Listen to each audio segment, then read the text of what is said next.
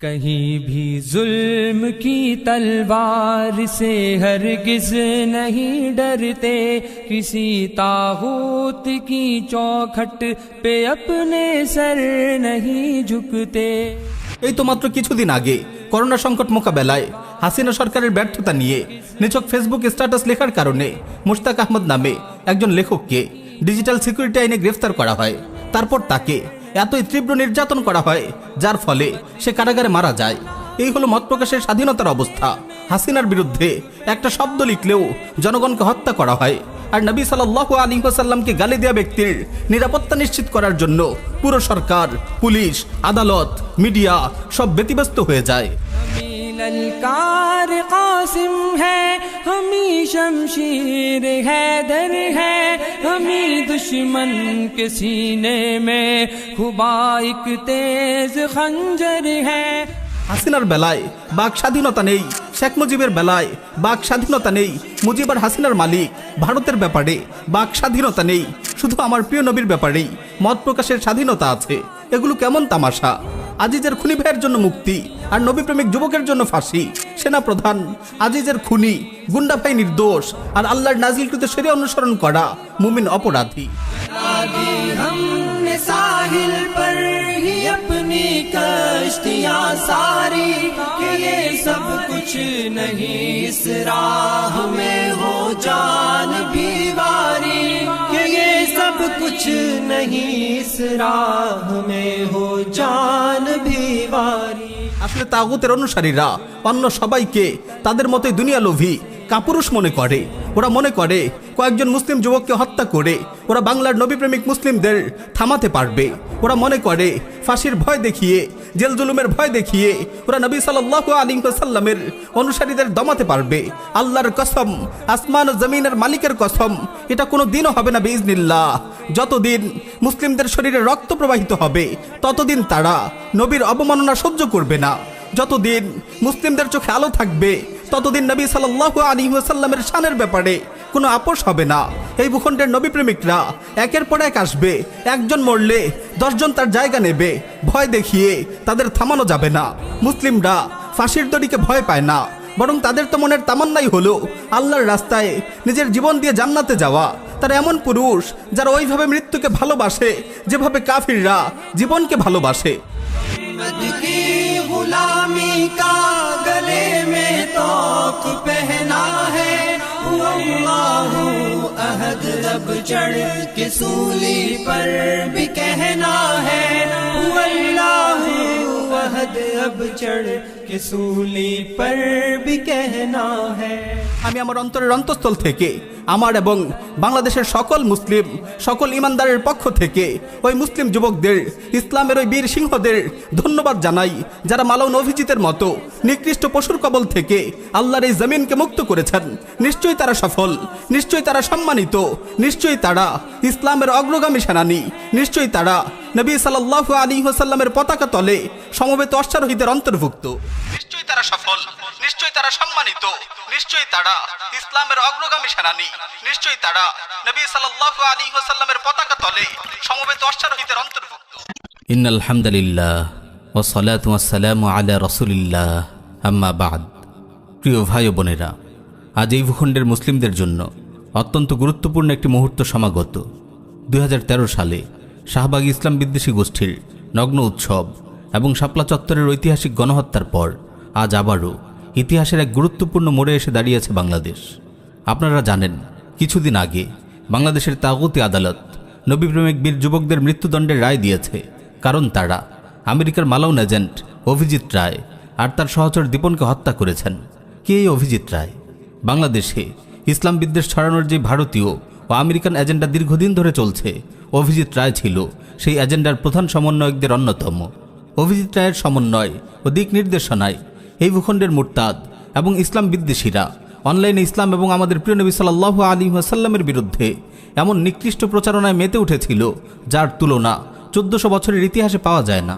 আল্লাহ তার নবীর এই শত্রুদের থামানো এই ভূখণ্ডের মুসলিমদের উপর ফরজ হয়ে দাঁড়িয়েছিল। তাদের অপরাধ এমন পর্যায়ে পৌঁছেছিল যা থামানো না হলে পুরো কওম, পুরো উম্মত হয়তো আল্লাহর আযাবের সম্মুখীন হতো। আলহামদুলিল্লাহ, উম্মতের পক্ষ থেকে কিছু বীর নওজোয়ান, কিছু নবী প্রেমিক এই ফরজ আদায় করেছেন। আর এই ফরজ আদায়ের কারণে তাগুত সরকার তাদের ফাঁসি দিচ্ছে। শরীয়তের অনুসরণ করার কারণে তাগুত সরকার, আদালত, প্রশাসন, মিডিয়া, তথাকথিত সুশীল সমাজ এই বীর মুসলিমদের অপরাধী বলছে। আর ইসলামের অবমাননা করা অভিজিৎকে হিরো বানাচ্ছে।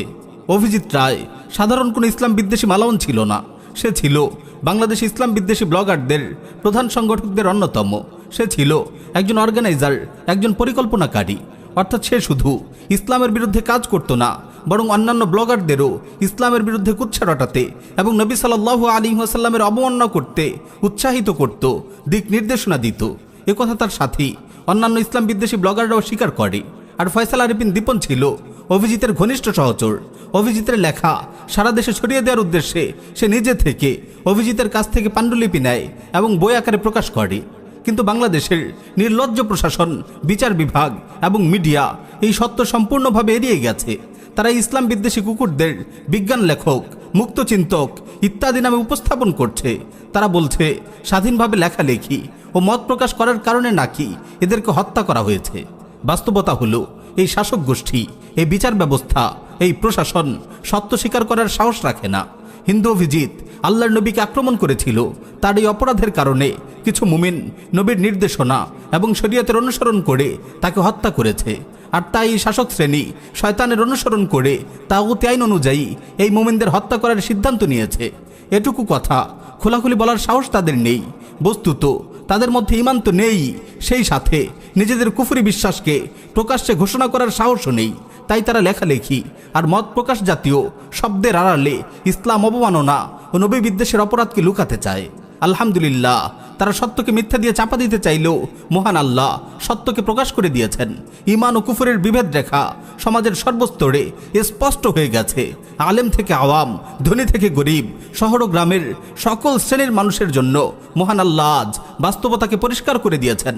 প্রিয় শ্রোতারা, লক্ষ্য করুন, এই রায়ের মাধ্যমে এই তাগুত সরকার তাদের বাস্তবতা নিজেই আমাদের সামনে স্পষ্ট করে দিয়েছে।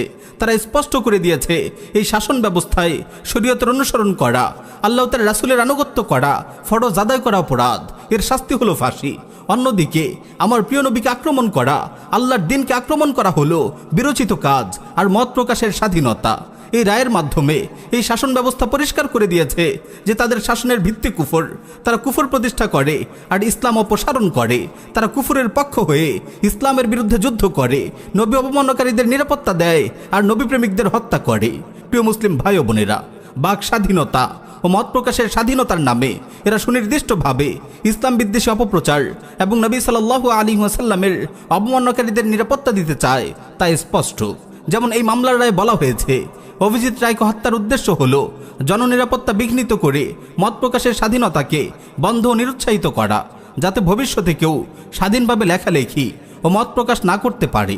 আরও বলা হয়েছে, বাংলাদেশে জননিরাপত্তা বিপন্ন করার জন্য আতঙ্ক সৃষ্টির মাধ্যমে জনগণকে মত প্রকাশ ও স্বাধীন কর্মকাণ্ড থেকে বিরত রাখা।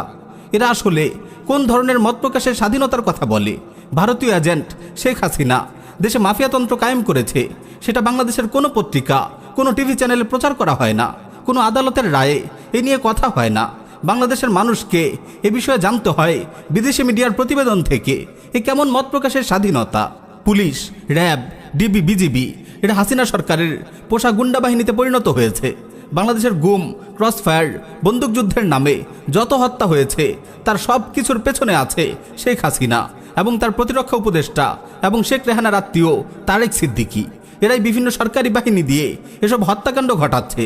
এই সত্য ওপেন সিক্রেট হওয়া সত্ত্বেও বাংলাদেশের কোন পত্রিকা, কোন চ্যানেলে তা এসেছে? এটা কোন ধরনের মত প্রকাশের স্বাধীনতা? এগুলো বিচার বহির্ভূত হত্যা না? এগুলো জনগণের নিরাপত্তা বিপন্ন হওয়া না? নাকি জনগণ মানে শুধু অভিজিৎরা? এই তো মাত্র কিছুদিন আগে করোনা সংকট মোকাবেলায় হাসিনা সরকারের ব্যর্থতা নিয়ে নিছক ফেসবুক স্ট্যাটাস লেখার কারণে মুশতাক আহমদ নামে একজন লেখককে ডিজিটাল সিকিউরিটি আইনে গ্রেফতার করা হয়। তারপর তাকে এতই তীব্র নির্যাতন করা হয় যার ফলে সে কারাগারে মারা যায়। এই হলো মত প্রকাশের স্বাধীনতার অবস্থা। হাসিনার বিরুদ্ধে একটা শব্দ লিখলেও জনগণকে হত্যা করা হয়। আর নবী সাল্লাল্লাহু আলাইহি ওয়াসাল্লামকে গালি দেওয়া ব্যক্তির নিরাপত্তা নিশ্চিত করার জন্য পুরো সরকার, পুলিশ, আদালত, মিডিয়া সব ব্যতিব্যস্ত হয়ে যায়। ভারতীয় গোয়েন্দা সংস্থা রয়ের তত্ত্বাবধানে এবং হাসিনা সরকারের যোগ সাজসে বিডিআর বিদ্রোহের নামে সেনাবাহিনীর অফিসারদের হত্যা করে অনেক নারী ও কিশোরীকে ধর্ষণ করে সেনাবাহিনী এবং বিজেপিকে ভারতীয় আজ্ঞাবহ বাহিনীতে পরিণত করা হয়েছে। এ নিয়ে তদন্ত প্রতিবেদন ধামাচাপা দেওয়া হয়েছে খোদ আদালত থেকে। কই এ নিয়ে কোনো মিডিয়া কি অনুসন্ধানী প্রতিবেদন করতে পারছে? কোনো বিশ্লেষক কথা বলতে পারছে? তাহলে এটা কোন ধরনের মত প্রকাশের স্বাধীনতা? বাংলাদেশের জনগণের কিসের বাক স্বাধীনতা আছে? বাংলাদেশের জনগণের কিসের নিরাপত্তা আছে? বরং এই সরকার, এই প্রশাসন, এই আদালতই মানুষকে বন্দী করে রেখেছে, মানুষকে যখন তখন তুলে নিয়ে যাচ্ছে, হত্যা করছে। এরা কোন মুখে বাক স্বাধীনতা আর জননিরাপত্তার কথা বলে? এই অপরাধগুলো নিয়ে টুশব্দ করা যায় না, কিন্তু আমার নবীকে গালি দেওয়া যায়।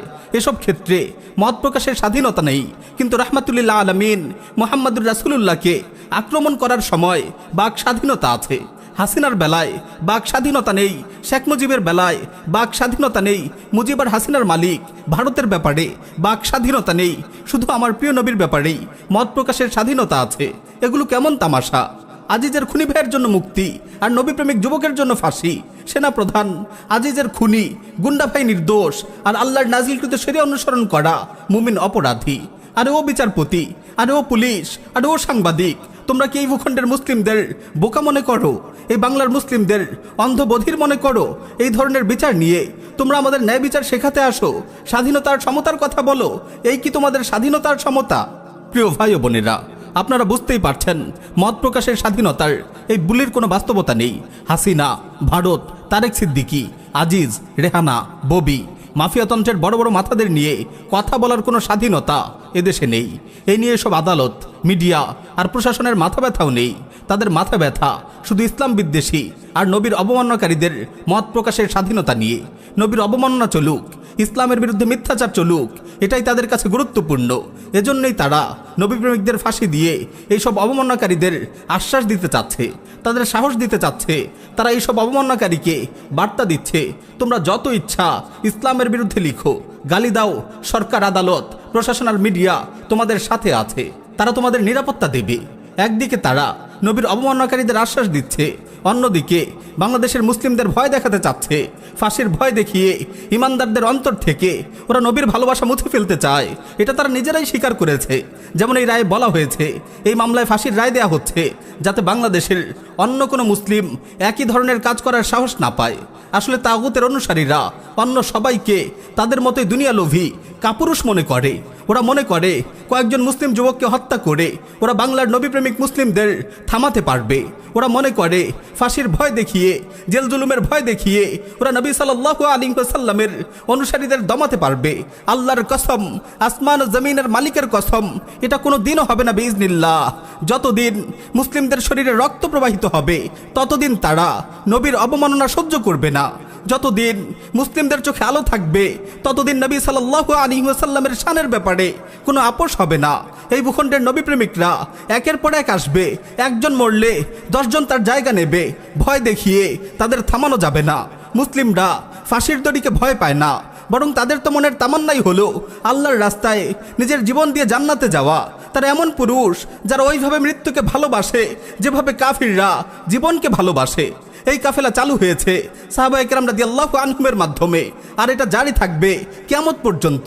কত সরকার, কত প্রধানমন্ত্রী, কত কমিশনার, কত বিচারপতি আসবে যাবে, কিন্তু মুমিনদের অন্তর থেকে নবী সাল্লাল্লাহু আলাইহি ওয়াসাল্লামের ভালোবাসা মুছে ফেলা যাবে না। যদি থামাতে হয় তাহলে অবমাননাকারীদের থামাতে হবে, মুসলিমদেরকে না। আমার প্রিয় ভাই ও বোনেরা, আসলে এই রায় দিয়ে তাগুত শাসক গোষ্ঠী নিজের হাতে মুসলিমদের অন্তরে ইমানের শিখাকে আবারও জ্বালিয়ে দিয়েছে। যে অন্তরগুলো ঘুমিয়ে পড়েছিল তাগুত নিজেই সেগুলোকে জাগিয়ে দিয়েছে। এই রায়ের কারণে সারা বাংলার মুসলিম এক যোগে নবীর অবমাননাকারীদের শাস্তির কথা বলছে। এই বাংলার হাজারো যুবক আজ প্রিয় নবী সাল্লাল্লাহু আলাইহি ওয়াসাল্লামের ইজ্জতের জন্য জীবন দিতে রাজি আছে, আর নিশ্চয়ই আমাদের জীবন আল্লাহ তার রাসূলের রাস্তায় উৎসর্গিত। প্রিয় ভাই ও বোনেরা, এই শাসক গোষ্ঠী, এই প্রশাসন, এই বিচার ব্যবস্থা নবী অবমাননাকারীদের পৃষ্ঠপোষকতা করছে। তারা অবমাননাকারীদের অভয় দিচ্ছে, আশ্বাস দিচ্ছে, নিরাপত্তা দিচ্ছে। এই শাসন ব্যবস্থা যে তাগুতি শাসন ব্যবস্থা, এই শাসক গোষ্ঠী যে কাফের, এই ভূখণ্ড যে দারুল কুফরে পরিণত হয়েছে, তার সবচেয়ে বড় প্রমাণ তারা নিজেরাই আমাদের সামনে তুলে ধরছে। এরপরও যদি কেউ বাস্তবতাকে বুঝতে না পারে, তাহলে অমন দৃষ্টিহীন ব্যক্তির জন্য কোনো আলোই যথেষ্ট হবে না। আমি বাংলার আলিম সমাজকে শুকরিয়া জানাই এই বিষয়ে মুখ খোলার কারণে। আল্লাহ তাদেরকে উত্তম প্রতিদান দান করুন। এবং আমি আমার অন্তরের অন্তঃস্থল থেকে আমার এবং বাংলাদেশের সকল মুসলিম, সকল ইমানদারের পক্ষ থেকে ওই মুসলিম যুবকদের, ইসলামের ওই বীর সিংহদের ধন্যবাদ জানাই, যারা মালাউন অভিজিতের মতো নিকৃষ্ট পশুর কবল থেকে আল্লাহর এই জমিনকে মুক্ত করেছেন। নিশ্চয়ই তারা সফল, নিশ্চয়ই তারা সম্মানিত, নিশ্চয়ই তারা ইসলামের অগ্রগামী সেনানী, নিশ্চয়ই তারা নবী সাল্লাল্লাহু আলাইহি ওয়াসাল্লামের পতাকা তলে সমবেত অশ্বারোহীদের অন্তর্ভুক্ত। পরিশেষে বলবো, সত্য প্রকাশিত হয়েছে, প্রমাণ প্রতিষ্ঠিত হয়েছে এবং প্রতিটি চক্ষুষ্মানের জন্য প্রভাত উদ্ভাসিত হয়ে গেছে। মৃত্যু সবাইকে খুঁজে বেড়াচ্ছে, সে কখনো বিরক্ত হয় না, পদক্ষেপ ধীর করে না। কোনো পালায়নকারী তার কবল থেকে ছুটে যেতে পারে না। সেই মৃত্যু যার ব্যাপারে মানব জাতির কোনো কৌশল নেই, নিশ্চয়ই হিসাব সকলের সামনে অপেক্ষা করছে। তবু কাফিররা মহাপরাক্রমশালী, আল্লাহর ব্যাপারে চিন্তা করে না। নিশ্চয়ই আল্লাহ তার দিনকে বিজয়ী করবেন, যদিও কাফির মুশরিকরা তাও পছন্দ করে। আল্লাহ তাআলা বলেন, ওয়াল্লাহু গালিবুন আলা আমরিহি ওয়ালাকিন্না আকসারান নাসি লা ইয়ালামুন।